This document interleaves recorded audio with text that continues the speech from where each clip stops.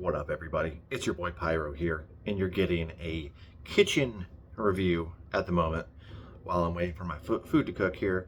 I just got done giving Bracket's fourth album, Novelty Forever, a third listen. Kind of fourth because we did some reactions to it, but I just listened to it on three times on repeat to kind of get the whole gist of what I was feeling about the album.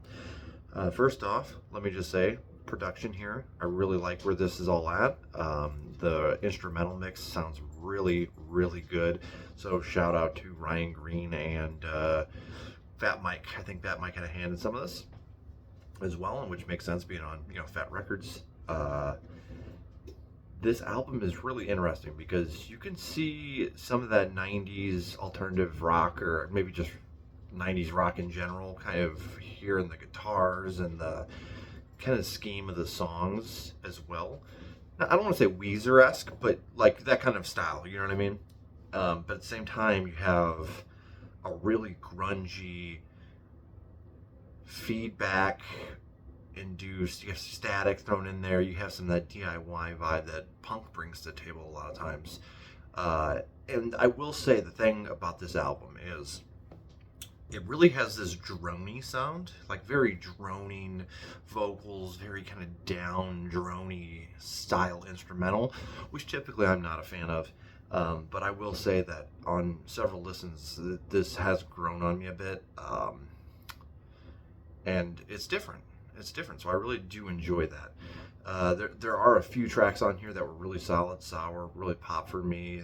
Allentown. There was two at the end as well that really were popping for me. Evil Bean grew on me quite a bit too. But I want to say throughout here, the drums really did work for me. Like, very nice. Like, the drums kept me hypnotized throughout most of this album. The bass is doing shit. The guitar, while simple, is really adding a lot of that layer of, like, I don't know what you call it exactly, but that grungy tone kind of brings to the table. It's nice. Vocally, Marty, he's kind of got like whiny style vocals, and personally, I'm all here for that. No, it doesn't bother me at all. I know there's a lot of people that complain about those style vocals, but everybody's got to have their own style, and sure, it's what you're feeling, but the vocals here were nice as well. There were some times where I wanted vocals a little more up or down, but I get that a lot with punk. And the instrumental did enough work that it really made it interesting. There was only a few songs on here that I wasn't a fan of, and those were the more kind of dingy, not dull, but that droning sound. That were just really intense with that, and those didn't really pop for me. That being said, I'm feeling a light 6 on this. I think the album is good. Shout out to Bracket. Again, it's their fourth album, but their first album was Fat Wreck. Let that be known.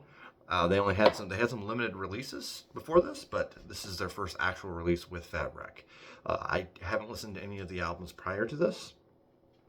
This was a Patreon pick, and they picked damn near the whole album, which I always respect, and I wanted to encapsulate that respect with a review of this album to let them truly know what I felt. And I think this is a solid 6, definitely enjoyable, but it's not something I'm gonna be like jamming all the time. This is when I want something a little more experimental from punk rock.